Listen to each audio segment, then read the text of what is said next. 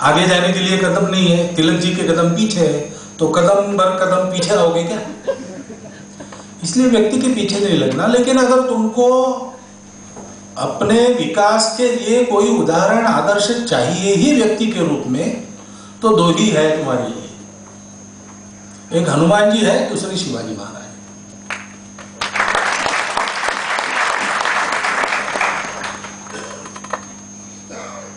अब डॉक्टर साहब का जमाना भी लगभग 100 साल उसके पूरे हो रहे हैं। उसके बाद इस पुस्तक के निमित्त फिर से भाषा यही हो रही है कि हमको अगर उदाहरण चाहिए इसका तो शिवाजी महाराज है। ऐसा क्यों?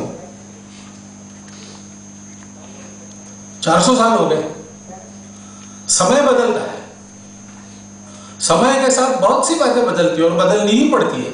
समय के साथ बदलते नहीं है तो टिकोगे नहीं। 400 साल पहले के शिवाजी अभी भी प्रासंगिक लगते हैं, फिर भी बदले हुए समय में भी, बदले हुए आह्वानों के सामने भी। इसका कारण क्या है?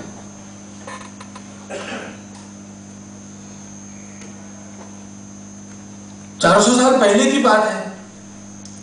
यद्यपि पुस्तक में सारी प्रमाणित बातें ही ली गई है, तो भी शिवाजी महाराज की एक प्रतिमा बन गई है। वो बड़ी विचित्र होती है। प्रतिमाएं बनती है तो एक ही स्वरूप होता है सब प्रतिमाओं। शिवाजी महाराज ने वो टोपा, दाढ़ी, तलवार। अब जन्मे तब शिवाजी महाराज टोपा पहन के नहीं आए थे। भोजन के बाद घर के, और वो झूला होता है परंपरा से महाराष्ट्र में, घरों में झूले पर बैठकर खाते थे कि नहीं पता नहीं। अगर पान खाते होंगे तो उस समय आम था पान खाना, खाते होंगे तो तलवार बाजू में रखकर तो नहीं खाते होंगे। लेकिन शिवाजी महाराज का चित्र बनाओ, शिवाजी महाराज की मूर्ति बनाओ कहने के बाद ये सारी बातें उसके साथ आती है। और इसके बिना अगर शिवाजी महाराज को अपने सामने रखा तो कोई उसको शिवाजी महाराज नहीं मानता है। ये भी स्थितियां होती है। फिर भी जो जो अध्ययन करता है वह प्रत्येक व्यक्ति ये बोलता है कि ये उदाहरण है। ऐसा क्यों? शिवाजी महाराज का व्यक्तित्व ऐसा था, शिवाजी महाराज का नेतृत्व ऐसा था, उनका कर्तृत्व ऐसा था। लेकिन ऐसा क्यों था? 400 साल में वो एक उदाहरण हमको बराबर स्मरण में आता है, उसका अनुकरण हम करें, ये व्यावहारिक लगता है।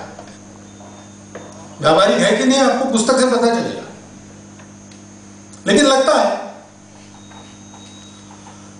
मुझे लगता है इसका विचार करने की आज बहुत जरूरत है। 400 साल पहले की परिस्थिति भी वैसी ही थी जैसी आज है। एक ही अंतर है कि उस समय समाज के लोग, उनके स्तरों की निकटता बहुत अधिक थी। अमीर और गरीब में ज्यादा अंतर नहीं होता था। रहने की जगह इतनी दूर दूर नहीं थी। झुग्गी झोपड़ियां और बंगला, ऐसी दो प्रकार की बस्तियां नहीं रहती थी। सब एक दूसरे के पड़ोसी थे। इसलिए कहा क्या हो रहा है ये सबको मालूम रहता था। आज ऐसा नहीं है। गरीबी पर लेख लिखने के लिए कहा बच्चों को विद्यालय में। अब एक लड़की थी, अमीर थी, और उसको गरीबी पता ही नहीं, तो इसने लगा कि हम लोग भी गरीब है, क्योंकि हमारा ड्राइवर भी गरीब है, हमारा माली भी गरीब है, हमारा चपरासी भी गरीब है, हमारे घर में काम करने वाली जो महिला है वो भी गरीब है, हम सभी गरीब हैं। गरीबी क्या होती है इसका घर में बच्चों को, अच्छे घर में जो बच्चे हैं उनको अगर वो चाहे तो पता ही ना चले, इतना दूर दूर हम रहते हैं। लेकिन परिस्थिति वैसी ही है। उस परिस्थिति का वर्णन रामदास स्वामी ने बहुत अच्छा किया है, इधर तुलसीदास जी ने किया है। रामदास स्वामी कहते हैं मानसा खावया अन्न नहीं, खाने को अन्न नहीं, आंथरुण पांगरुण ते ही नहीं, ओढ़ने बिछाने को भी नहीं, घर करने के लिए सामग्री नहीं है, घर बनाने के लिए क्या करेंगे लोग, कहां जाए क्या करिए, ऐसा तुलसीदास जी ने कहा है। क्या करेंगे लोग, कहाँ जाएंगे? अखंड चिंता के प्रवाह में लोग डूब गए हैं। ऐसा अपने देश में आज भी कम से कम 60% समाज इस चिंता में है।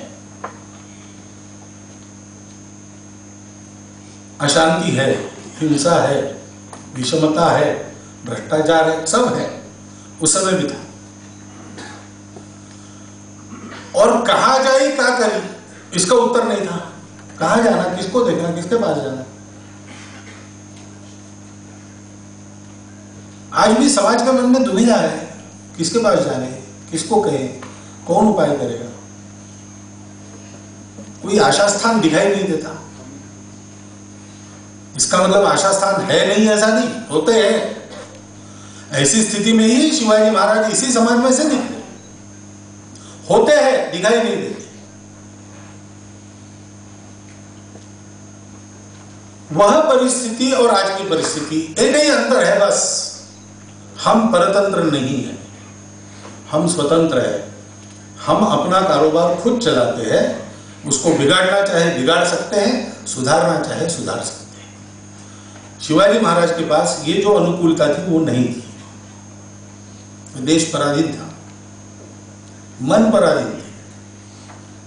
मन आज भी पराधीन है, उस समय मन पराधीन थे।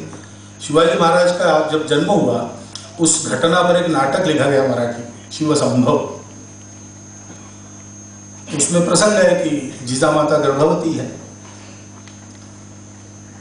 और गर्भवती महिला को इच्छा होती है, ये खाए वो खाए, ऐसी इच्छाएं होती रहती है, वो पूरी करनी पड़ती है।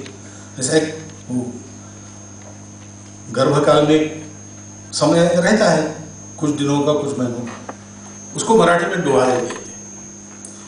तो सखिया जीजाबाई की उसको पूछती है कि तुमको क्या इच्छा है, तो बता दिया मेरी इच्छा तो ऐसी है कि मुझे 18 हाथ चाहिए और एक एक हाथ में एक एक शस्त्र चाहिए, और शेर की सवारी करके बाहर निकल के जितने राक्षस हैं उन सबको मार दूंगी, ऐसी मुझे इच्छा हो रही है। कभी कभी ऐसा लगता है सिंहासन पर बैठेंगे, छत्र छामर ढलवाएंगे सर पर और अपनी जयघोष सुनेंगे। कभी कभी लगता है घोड़े पर बैठ के और पूरे देश को पादाक्रांत करना। अब ये कितनी उज्जवल इच्छाएं हैं। कहते हैं कि उन इच्छाओं पर से आने वाले बालक का स्वभाव पता चलता है, तो गौरव की बात है। लेकिन उस समय के समाज की मानसिकता, वो सारी सखियां कहती कि ये क्या भिखारी बनना है क्या तुमको, राजा हमारा नहीं होता है, राजा विदेश से आता है, हम लोग उसकी चाकरी करते हैं, यही तो नियम है। और जो ऐसा नहीं करता, तुम्हारे जैसी इच्छाएं करके बगावत करता है, उसका क्या होता है तुमको मालूम नहीं। फिर वो एक के बाद एक उदाहरण देती है, किसने किसने अपना राज्य स्थापन का उद्योग किया, उसका क्या होगा। जो वास्तव में सम्राट बनने की इच्छाएं हैं, उनको वो कहती है कि ये भिखारी बनने की इच्छा है तुम्हारी। ऐसे मानसिक गुलामी समाज में थी। ऐसा जब होता है तब उस देश को फिर से खड़ा करना और ठीक से चलाना, और केवल अपने काल में नहीं, आगे वो चलता रहे, इस प्रकार की व्यवस्था देकर चला। समाज के प्रवाह को फिर से उचित दिशा में चला। ये करना बहुत कठिन काम होता है, क्योंकि उसमें नेतृत्व वैसा चाहिए। केवल नेता से नहीं होता है, वैसे कार्यकर्ता भी चाहिए।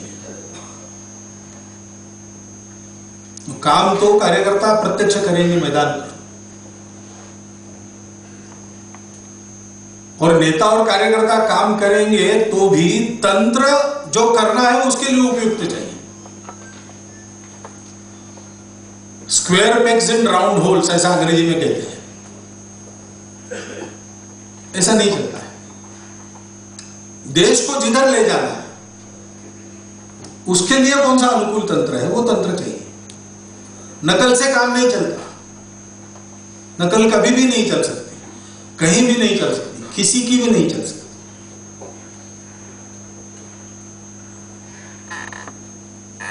जिसके लिए काम है उसको अपना गंतव्य, अपनी पृष्ठभूमि, परंपरा, आशा, अपेक्षा, इसके आधार पर, आकांक्षा, इसके आधार पर तय करना पड़ता है और वैसा तंत्र बनाना पड़ता है।